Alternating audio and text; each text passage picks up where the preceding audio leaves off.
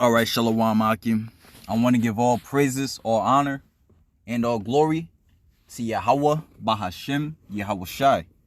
Yahweh is who the world inwardly calls God. Yahweh Shai is his son, who the world inwardly calls Jesus Christ. And there's no God beside them.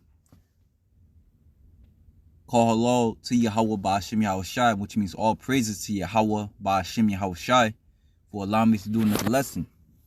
I want to give double honors to the apostles and the elders, starting off with the elder apostles and the elder bishops of Great Millstone, or GMS for short, for being faithful witnesses to the Holy Spirit, and shalom to the elect. As we see, these words are speaking. Yahweh Ba'Shem, Yahweh gave the word to Yahweh Shai. Yahweh Shai gave the word to the disciples. And the words that his disciples were speaking, all right, because it's of the Lord has come and is coming to pass. All right, and that MOTB is main stage. People that have eyes, that see what's coming, is blowing the whistle on this CBDCs, on these big financial I guess you would call them gurus, is talking about what's going on over there in Nigeria, what's to come in the UK, all right, the financial turmoil just in the world in general. Okay. And I found this article, which the name itself is alarming. It says, this was another big week for central bank digital currencies, otherwise known as CBDCs. Now, in essence, this just means that the time of Jacob's trouble draws near. The time of Jacob's trouble draws near. All right? Because the implementation of these CBDCs, okay, is at a detriment to the people. Just look at what's going over there in Nigeria when they try to push the e Naira, and they see the people not with it, so they're taking money out of circulation. They're not allowing you to take your money out of the banks. They only allow you a small amount to take out. They're only allowing you to take out a small amount of money per day. Okay, and instead of reading this whole article, because it's pretty lengthy, which I'm gonna put it in the description box. But this guy right here, which Lord willing I don't get a strike, I'm using it for fair use. All right. And I just came across it. His page is Heresy Financial. I had it queued up, but no matter. All right. It's called Bank of England begins stage 1 CBDC. And I was as I was watching, I was thinking of something the apostles said a few years back of how them brothers out there in UK, on the eastern portion of the world, it's looking like they going they about to face a lot of pain. Keep them prayers up for them brothers. Nevertheless, let's play it. Towards totalitarianism. The UK is inching towards totalitarianism as it green-lights the research and development of stage 1 of a central bank digital currency, the digital pound. The Bank of England released a consultation paper recently about moving forward with the research and development for its digital pound, and Sir John Cunliffe gave a speech about this. While this process will take a few years to do the research and to develop just the first stages of a digital currency, this is a step in the wrong direction. That is, for any regular citizen living in the UK who does not like tyranny. I will link both. Now, if that is the case, know that once that is implemented in a in a big country like that, when it comes to these other countries, especially over here in America, it's going to happen quickly. All right, because these other countries, it's basically like a trial and error. And then we also know, according to scriptures, like it says in Revelations 12:12, that the devil, knowing that he had but a short time, cometh down with great wrath. And we just seen one thing that happened, and I want to say the end of last month, is that the doomsday clock was pushed closer to midnight. I think it's pushed now to 90 seconds, whereas before it was 100 seconds or something like that. Nevertheless, it was pushed closer to midnight. So Esau, understanding the time, is going to come down having great wrath. All right, in which he has to, because all this understanding. All right, you have all these videos. You got TikTok. Esau's being exposed. Esau Edom, the so-called white man. All right, starting off first and foremost with these elites, these bankers that's pushing his wickedness. They're being exposed. All right, so to counteract having to wait for people to get with the program, he's gonna push you into a corner. All right, he's gonna push you into a corner, which, as I was watching these videos and get more understanding on the CBDC, it makes sense now why these devils, what they're doing with these smaller banks, these smaller so-called private banks, like the big fiasco with Bank of America. Because with the CBDC, they want to cut off, which he's going to go into it, they want to cut off all private banks and just have you to deal with them directly. You have one specific account with them. Okay? So it just makes sense that people are growing weary of these banks, these private banks. Consultation paper link and the speech in the description of this video, but I would like to focus on a few things from the speech that stand out as important points to look at. First, he outlines that based on current trends, a central bank digital currency will be needed in the UK. This would be a digital form of money issued by the Bank of England for use by households and businesses for payments. And because this project will take several years to complete, the bank and the Treasury are now proceeding to the next stage, which includes policy and technical development, including the development of a blueprint. Now we're going to look at it. Right. And again, as our forte is to marry these articles with scriptures.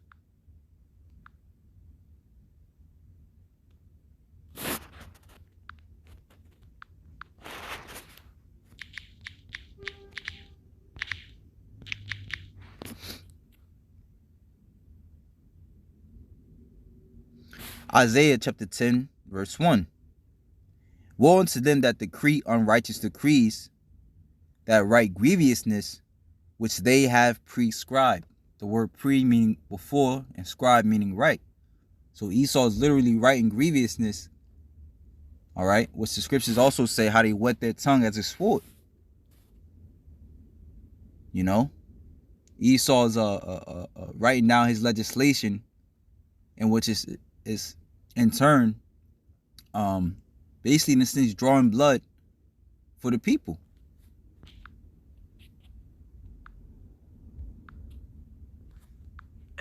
Including the development of a blueprint. Now we're going to look at exactly what he means by, based on the current trends, we're going to need to do this. And the UK will just need a digital currency because it doesn't make the best argument. He points out current trends in the way that we use money to make payments, the emergence of digital technologies, and how the Bank of England does physical money for the public while private banks issue digital money for individuals. And because more and more people are using digital bank money and only 15% of people are officially using physical cash, and because of developments like contactless payment, this makes the case for a CBDC or programmable money. Essentially what he's saying here is, look, there's been a lot of innovation in the free market, and individuals are starting to choose other forms of money that compete with the government's monopoly on money. And since those are better forms in terms of their technology, their speed of settlement,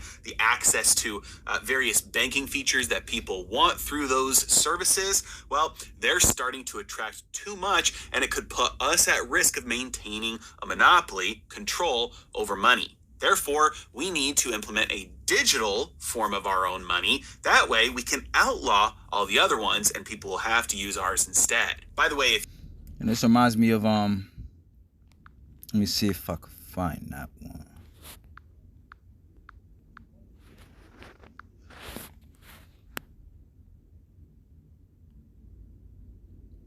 Yep, Wisdom of Solomon, chapter 2. All right, and this is what the ungodly says. Wisdom of Solomon 2:1. For the ungodly said, reasoning with themselves, but not aright, our life is short and tedious, and in the death of a man there is no remedy, neither was there any man known to have returned to the grave. Okay, again, going into how these devils understand that they have but a short time.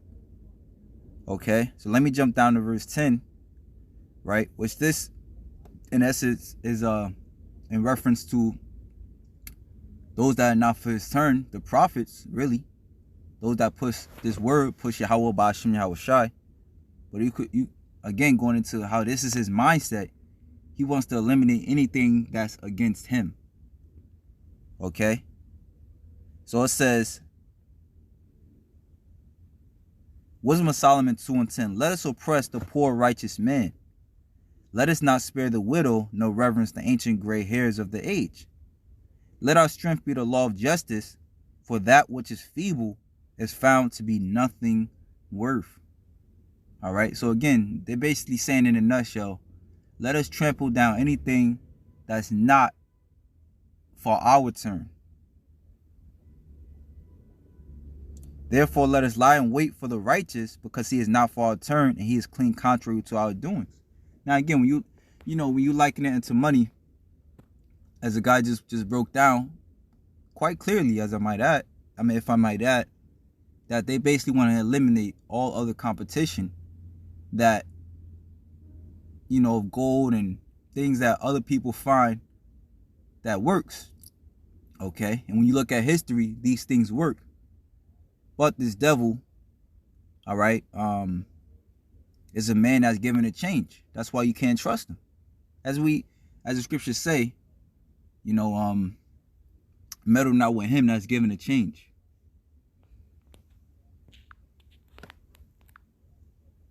Law all the other ones, and people will have to use ours instead. By the way, if you would like to buy gold and silver before it becomes illegal for you to do so, if your country institutes a CBDC, check out my ultimate guide to buying precious metals, linked in the description below. It will teach you everything you need to know about avoiding all the scams, all the frauds, and outright theft, losing potentially thousands of dollars by making mistakes buying gold.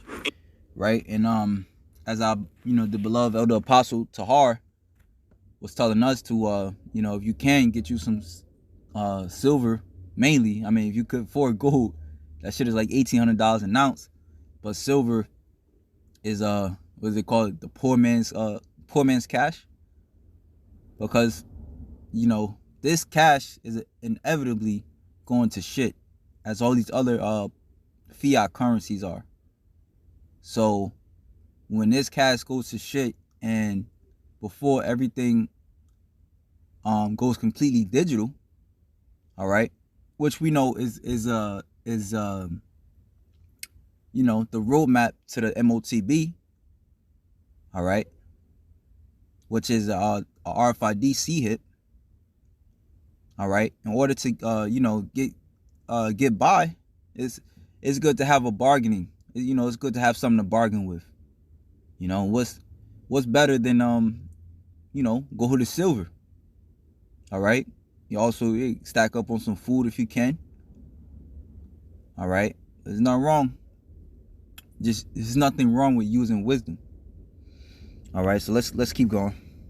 criticizing some recent developments in the field of money, he points at crypto assets and says they are highly speculative assets. The value is extremely volatile because there is nothing behind them. That's partly true, but not really the reason why many cryptocurrencies are volatile. Many cryptocurrencies are volatile because they were actually created as scams. They were marketed to get a bunch of people who didn't know any better to buy them while the creators sold them. So you're going to have volatility there. Pair that with the illiquid markets and the relatively low market caps of a lot of these cryptocurrencies, and you get massive volatility. He also points out they have no intrinsic value, and for that reason, they are not suitable and not used for general payment purposes. Now, really, economically speaking, there's no such thing as intrinsic value. There's no such thing as objective value. The value of anything is subjective based on what somebody's willing to give up in order to get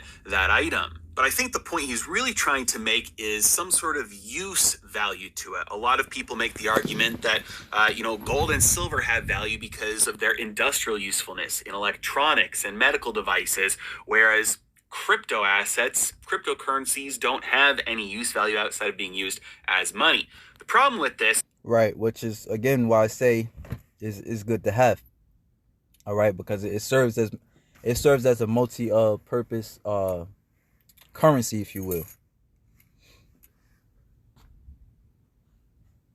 is that for most of human history, gold was used as money, and it was used for things like jewelry and making art, but it's really not clear whether the chicken or the egg comes first there. It was probably used. Also, so I know I keep stopping it.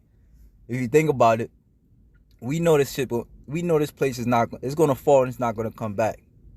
However, when we still here, and we have to trade and, get by, other people believe that this place is going to come back, so that's another way to think about it as far as why you should buy silver and gold. All right, because to them it's everything, if you understand what I'm trying to say.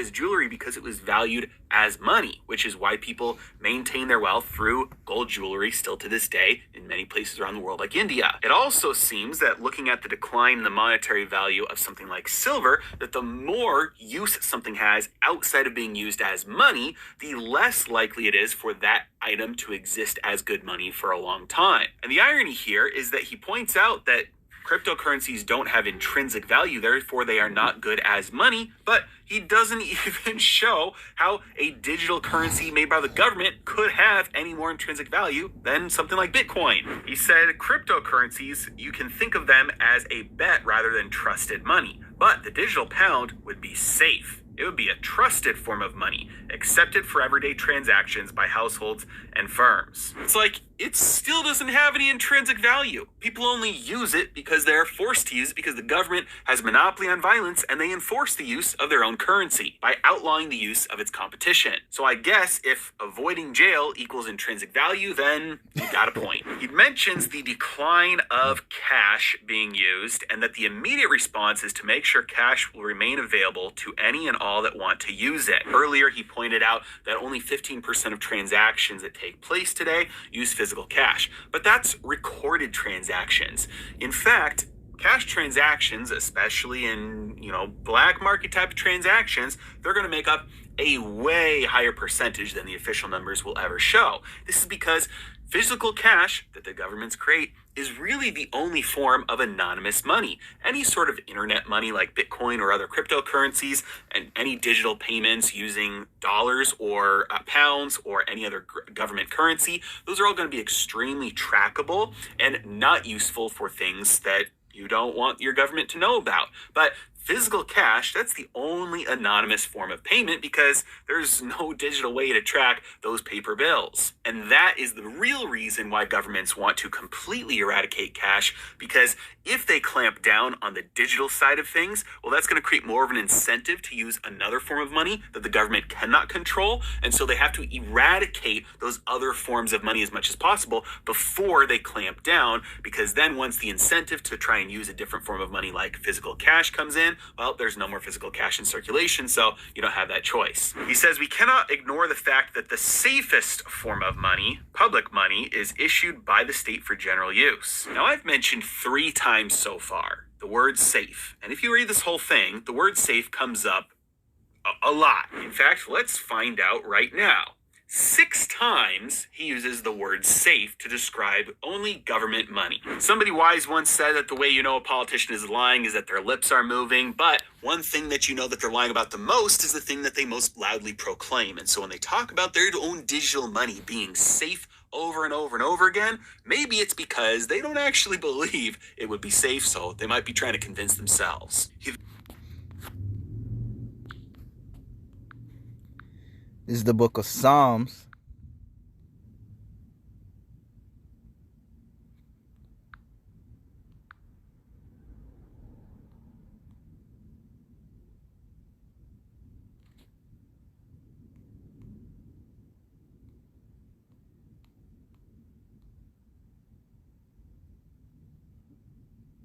Chapter 55.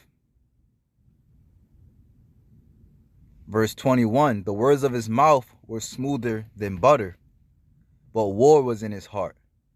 His words were softer than oil, yet they were drawn swords. Okay, if this devil tells you one thing, best believe it's something else. All right. This is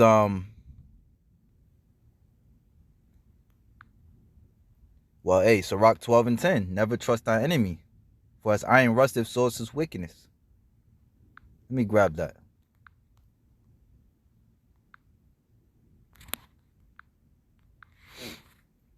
Never trust thy enemy. All right.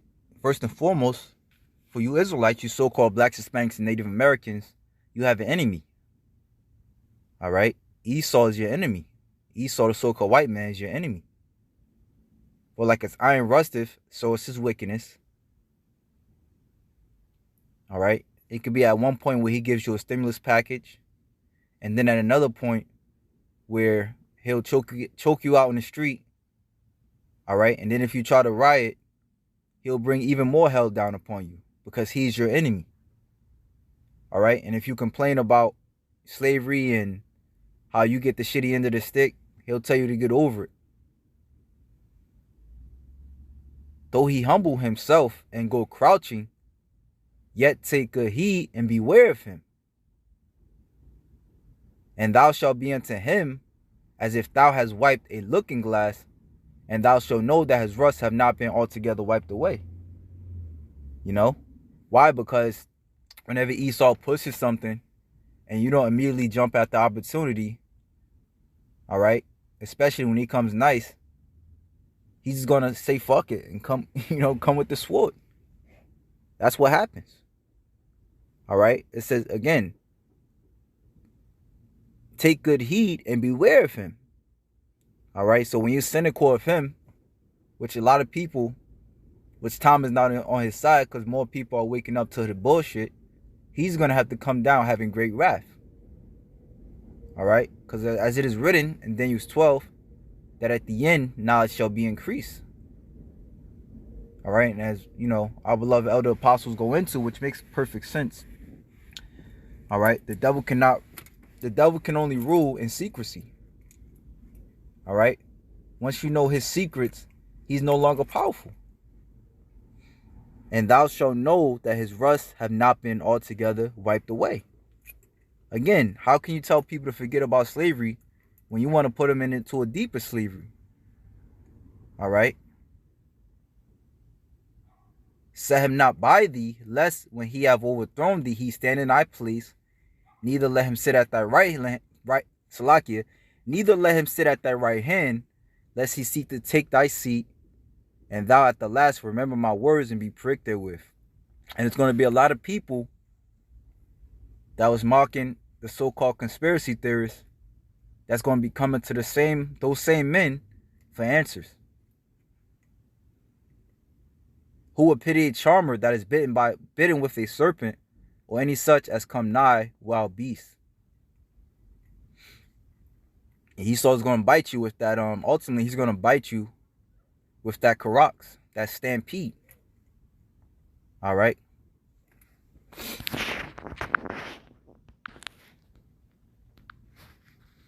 He then goes on to describe something that I've talked about many times before, that this is what the rollout of a central bank digital currency will look like. He says that we envisage the digital pound as a partnership with the private sector. The bank would provide the digital pound and the central infrastructure, including the core ledger. Private sector firms, which could be banks or approved non-banks, they would provide the interface between the bank's central infrastructure and users by offering wallets and payment services. These private companies would be able to integrate the digital pound as the settlement asset into the services they would offer to wallet holders. Okay, if that didn't make sense, here's what that means. Banks hold your money for you. Right now, that's what they do. They're the plumbing of the financial system. Banks, though, also have their own bank. This is called the central bank, and this was brought about from a long history of things leading one into another, but basically so that if one bank had a bank run, they didn't have enough gold because it was all money used to be backed by gold, they would just draw gold from the central bank, so you eliminated risk of bank runs. Well, obviously, gold standard ended everywhere, so the system stayed in place even though there was no gold, so now the reserves are just more dollars. This is bank reserves held at the central bank. So the central bank is the bank for these banks, and these banks hold their reserves with the central bank, and then these banks hold your money. This means that our current monetary system is a distributed private ledger system. Your bank, Central as Chase, Bank of America, whatever your bank is, they have a list of all the accounts and what money is in them and what transactions took place to get that money in there. Every bank has their own list, private ledgers. Banks operate as the plumbing of the financial system. A central bank digital currency, though, says that instead of having a bunch of different ledgers, we have one private ledger held with just the central bank. So everybody has their own account directly with the central bank. You don't need all these other banks. You can bypass the banking system. This becomes important in a day and age where you have modern monetary theory and infinite inflation and money printing, where debt doesn't provide any real returns, and you start to destroy the foundation of the banking system because their loans don't actually provide a real return. So you need to do something in order to keep the banks around, which means you use them for the infrastructure for the central bank digital currency. Bank is, they have a list of all the accounts and what money is in them and what transactions took place to get that money in there. Every bank has their own list, private ledgers. Banks operate as the plumbing of the financial system. A central bank digital currency, though, says that instead of having a bunch of different ledgers, we have one private ledger held with just the central bank. So everybody has their own account directly with the central bank. You don't need all these other banks. You can bypass the banking system.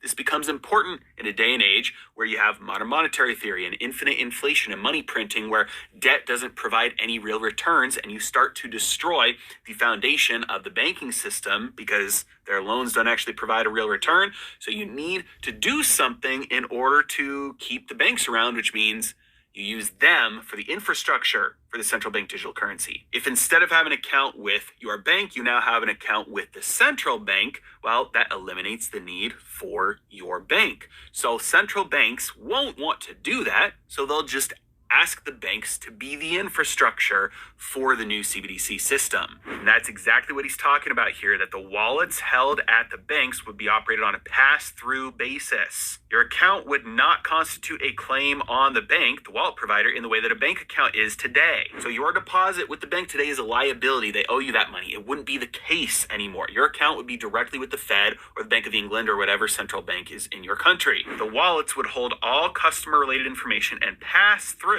the customer's instructions to the bank's infrastructure. All digital pounds would be held on the central bank's central ledger. Again, one ledger, one list of all the accounts for every individual, and banks turn into just operating for the infrastructure of the system. No more assets, no more liabilities, no more banking crashes, no more financial system failures, just part of the central bank's system. Now, right now, you have your account with your... Okay, so Salak, I stand corrected.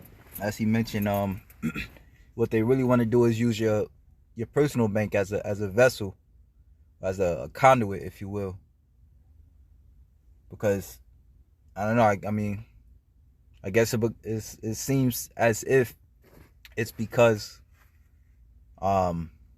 it's just easier transition. It's just an easier transition. They already work with the banks. But either way, you're still gonna, like he said, you're still gonna have a your account is gonna go. It's gonna be one pipeline straight to the central bank. Bank, right? Well, that means that that bank has all your information.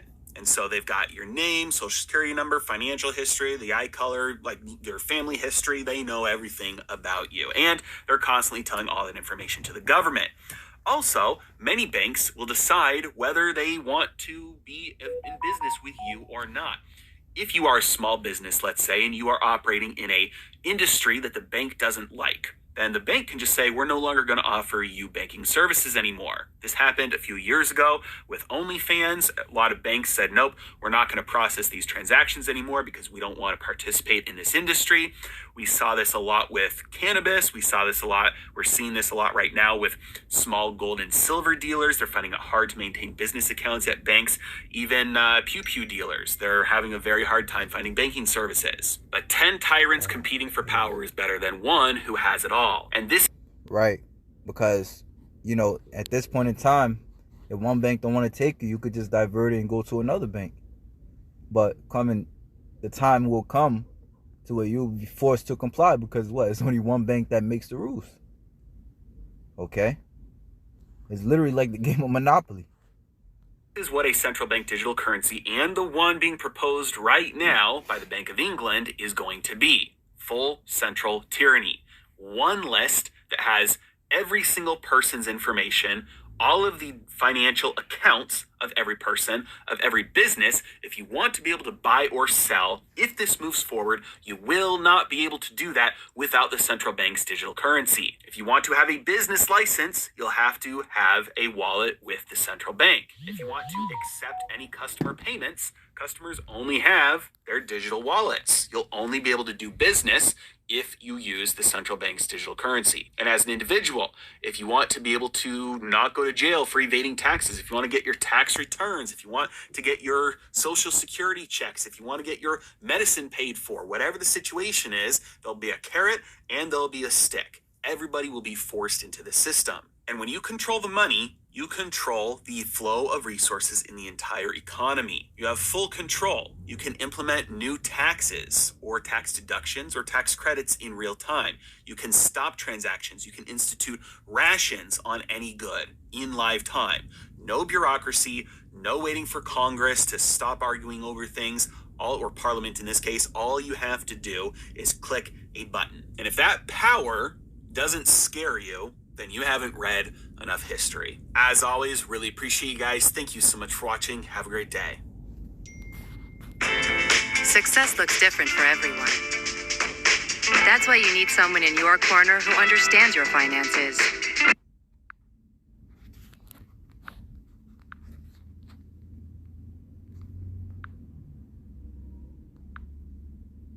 The book of Isaiah, chapter 32, verse 5.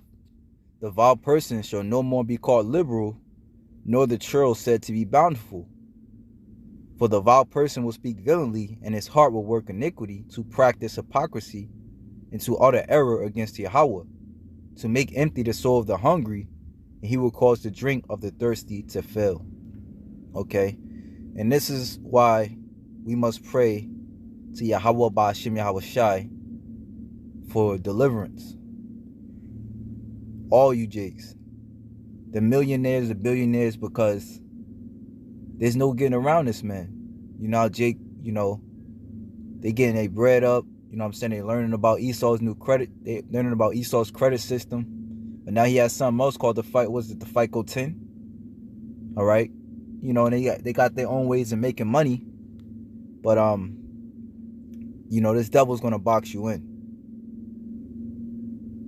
All right, but call low to Yahweh Ba'ashem Yahweh Shai, as he told us, you know, that when you go into Joel, the 3rd chapter, he's bringing this World War III, which is another thing that's in the news, for our deliverance, for our safety.